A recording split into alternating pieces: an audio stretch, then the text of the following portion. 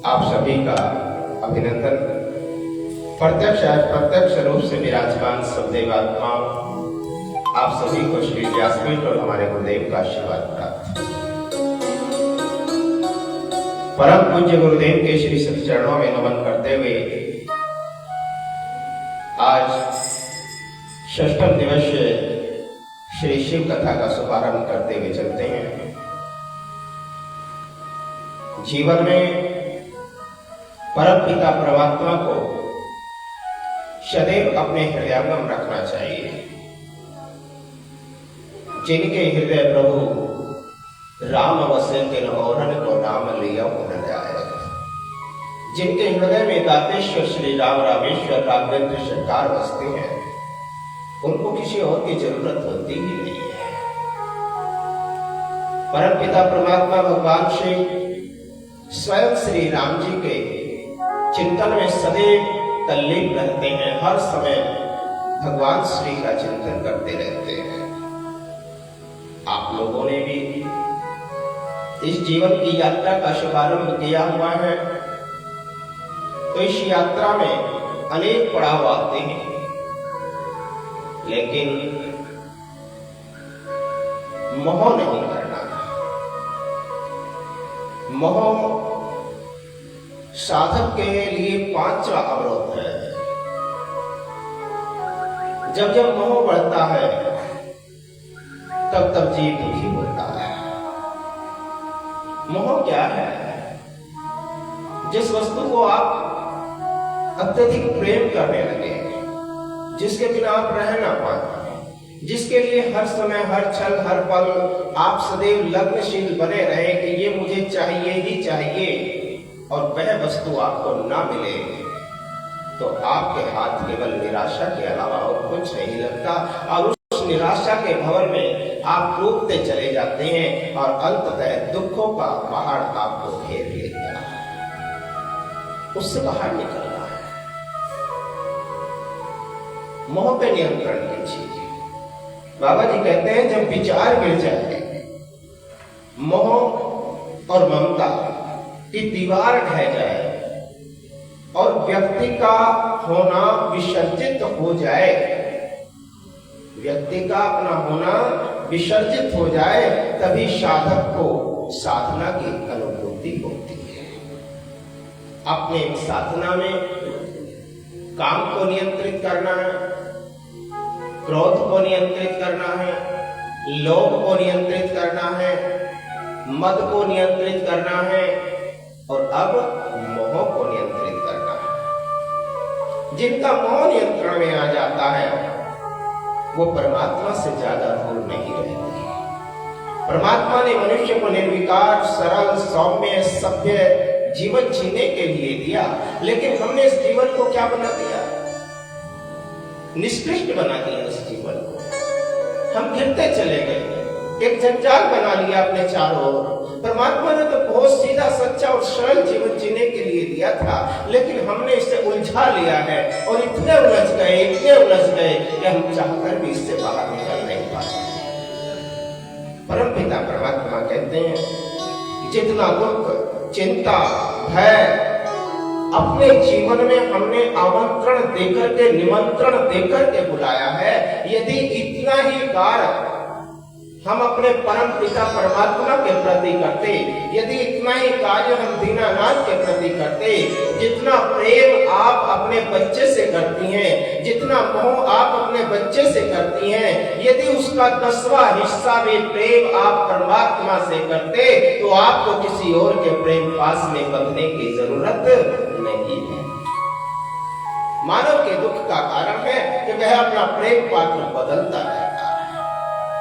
जन्म पाता है तो माँ से प्रेम करता है, थोड़ा बड़ा हुआ तो मित्रों से प्रेम करता है, और बड़ा हुआ तो पत्नी से प्रेम करता है, और बड़ा हुआ तो बच्चों से प्रेम करता है, नाती से प्रेम करता है, पोतों से प्रेम करता है, लेकिन परमात्मा से प्रेम करने का समय तो बंदे तुझे मिला ही नहीं। काल करे सो आज कर, और आज करे सो अब, पल में प्रलय होएगी बहुरी करेगा कब। ये समय है, समय का पहिया चलता है और इस पहिए के साथ साथ किसी का भाग्य बदलता है। ये काल चक्र है, ये चलता ही जाएगा, ये प्रतीक्षा नहीं करेगा कि तूने क्या कार्य किया कि नहीं किया। इसलिए सदैव प्रति क्षण प्रति पल अपने परमात्मा को अपने हृदयांगम करना चाहिए। और जिनके हृदय प्रभु श्री राम बसे, तिल ओरण को नाम लिया हो न जाए। केवल छोटा सा ही तो मंत्र है, आपको बड़े लंबे चौड़े स्तोत्र नहीं सिखाए जाते हैं। कथा में केवल एक ही तो मंत्र दिया जाता है कि चलते फिरते उठते बैठते सोते खाते हंसते रोते हर परिस्थिति में बोलना है, केवल अपने हृदयांगम करना है, अपने भगवान का नाम, अपने इष्ट का नाम, चाहे राम कहो, चाहे श्याम कहो, चाहे शिव कहो, चाहे ओम कहो। केवल गुरु जी ने जो मंत्र दिया है, अपने उस गुरु मंत्र का जाप करना है। कथा में बैठ करके उस मंत्र को जाप लीजिए। बाबा श्री कहते हैं कि वस्तुओं का संग्रह कर हम तृप्त होना चाहते हैं, संतुष्ट होना चाहते हैं, और संग्रहकर्ता को उससे संतोष कभी भी प्राप्त नहीं हो सकता। अपने जीवन में संग्रहकर्ता कभी संतोषी नहीं होता। संग्रहकर्ता हिरण्याक्ष होता है और हिरण्याक्ष का वध करने के लिए परमात्मा आते हैं। इसलिए जहां हिरण्याक्ष की प्रवृत्ति हो जाती है, जहां संग्रह प्रवृत्ति हो जाती है, वहां पर लोभ जागृत होता है, और जहां लोभ होता है वहां विशेष रूप से साधना में कमी आ जाती है। हमें अपनी साधना को आगे बढ़ाना है। अपनी साधना परमपिता परमात्मा के द्वार तक पूरी होती है, परमात्मा के पास तक जाकर के पूरी होती है, प्रभु के दर्शन से पूरी होती है, प्रभु की गोद में बैठने से पूरी होती है। अपने जीवन को तृप्त करना है तो आपको मोह से बाहर निकलना पड़ेगा। इस मोह से बाहर निकलिए।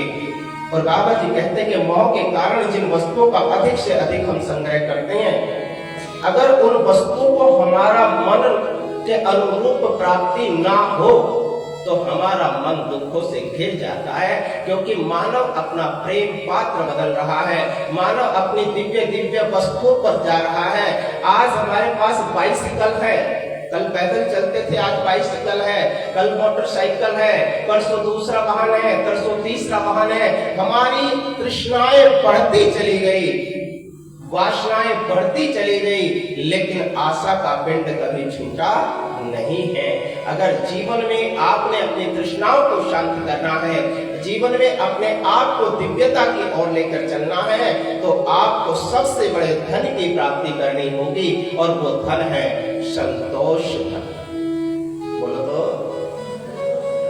गोधन गज धन बाज धन और रतन धन खान, जग आवे संतोष धन सब धन पूरी समान। धूल के समान समझने चाहिए जिसके पास में संतुष्टि होती है। ध्यान करना, एक 5,000 रुपए महीना कमाने वाला मास्टर जो प्राइवेट स्कूलों में आज पढ़ा रहे हैं, 5,000 रुपए में अपने पूरे जीवन को चलाता है, अपनी गृहस्थी को चलाता है। और दूसरी ओर गवर्नमेंट टीचर 80,000 रुपए में भी रोता रहता है कि घर का काम नहीं चल पा रहा, क्योंकि उसे संतुष्टि नहीं है। वो 5,000 रुपए में तृप्त है और वो 80,000 रुपए में भी तृप्त नहीं है। आपने 2 साल कोरोना काल में निकाला, आपको सब पता चल गया होगा कि जीवन में किस चीज की जरूरत है। इसलिए इन चीजों से बाहर निकलिए, इस मोह मायावी संसार में से थोड़ा सा अपने को भगवान की ओर लेकर चलिए। यदि आपको मोह करना है तो केवल और केवल परमात्मा का कीजिए। जहां पर भी हो परमात्मा को देखने की कोशिश कीजिए। आज से निर्णय लीजिए और अपने पल्लू में, अपने आंचल में गांठ बांध लीजिए कि अगर हम किसी के पास भी, किसी के घर में बैठेंगे तो किसी की बुराई नहीं करेंगे, किसी की चुगलखोरी नहीं करेंगे। अगर करेंगे तो केवल अपने परमात्मा की बात करेंगे। 10 दिन करके तो देखिए, जहां जहां आप जाएं अपने परमात्मा का वंदन कीजिए। ये कथा चल रही है, जो आपने इस कथा से सीखा है उस कथा का व्याख्यान कीजिए। लीजिए, महाराज जी ने ये बताया था, हमने ये सीखा, उन्होंने ये बताया था, 10 दिन केवल आप करके देखिए, आपका जीवन न बदल जाए तो कहना। आप लोगों को आगे बढ़ना तो पड़ेगा, उस मोह से बाहर निकलिए, अपनी गृहस्थी के कार्यों से थोड़ा बाहर निकलिए, समय निकालिए और परमात्मा को अपना वो समय दीजिए। तो ये समय निकालने का तात्पर्य कौन बताता है? समय निकले तो कैसे, ये बताते हैं मेरे सदगुरुदेव। और सदगुरुदेव ने कहा, मुझको गुरुवर का सहारा मिल गया, मुझको गुरुवर का सहारा मिल गया, मेरी किस्मत को किनारा मिल गया, मेरी किस्मत को किनारा मिल गया, मुझको गुरुवर का सहारा मिल गया, मुझको गुरुवर का सहारा मिल गया।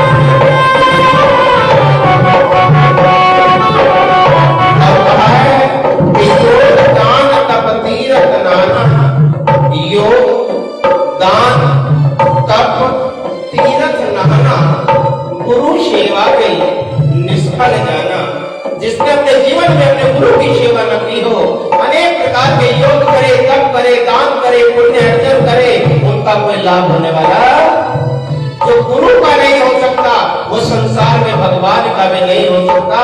क्योंकि गुरु उठ जाए तो कोई भगवान उसको शरणागत नहीं करेगा, लेकिन भगवान उठ जाए तो गुरु की ठोर मिल जाती है। और बाबा जी ने कहा कि गुरु कुमार मुकुंद है, गण गण काढ़ी कोट और अंतर हाथ शहार दे तो बारे मारे चोट, गुरु गोविंद दोनों खड़े काके लागो पार, और बलिहारी गुरु आपने गोविंद दियो गाय कहा।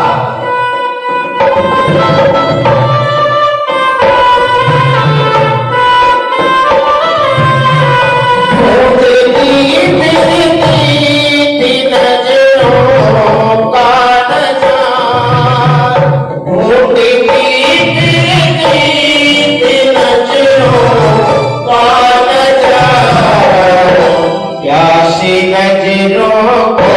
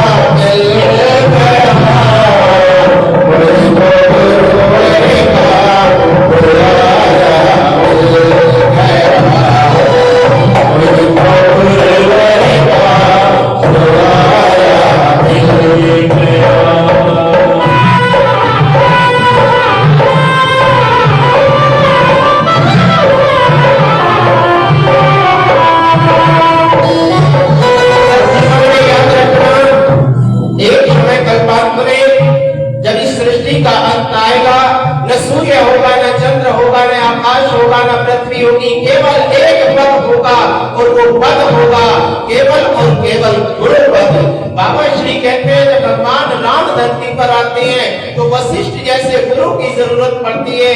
जब भगवान कृष्ण धरती पर आते हैं तो संदीपन जैसे गुरु की जरूरत पड़ती है। जीवन में जिनके गुरु आता है वो दिव्यता को प्राप्त होते हैं और अपने अभिमान का विनाश करके परम पिता परमात्मा की दिव्यता को प्राप्त कर लेते हैं। बाबा जी कहते हैं ये सब धरणी कागज करो लेखन शब बन रहा है। गुरु के प्रति क्या लिखा, कितनी सुंदर बात बाबा ने लिखी कि मैं गुरु के बारे में कोई व्याख्यान नहीं कर सकता क्योंकि गुरु पद कितना बड़ा है। गुरु कभी अपने शिष्य को लघु नहीं रहने देता। जीवन में याद रखना है गुरु और शिष्य का नाता ही ऐसा है, ये केवल भारत में देखने को मिलता है कि गुरु और शिष्य का ऐसा नाता है कि गुरु चाहता है कि मेरा शिष्य मुझसे आगे बढ़े। गुरु ही केवल एक ऐसा व्यक्ति होता है जो अपने शिष्य को अपने से भी आगे बढ़ते हुए देखना चाहता है। बाबा श्री कहते हैं कि गुरु के विषय में क्या लिखूं, कितना लिखूं, कैसे लिखूं कि शब्द धरणी कागज करो लेखनी शब्द बन रहा है और सात शब्द की मसी करूं तो गुरु गुण लिखाना बोलो तो गुरु गुण लिखाना जाए। और बाबा जी ने कहा प्रेम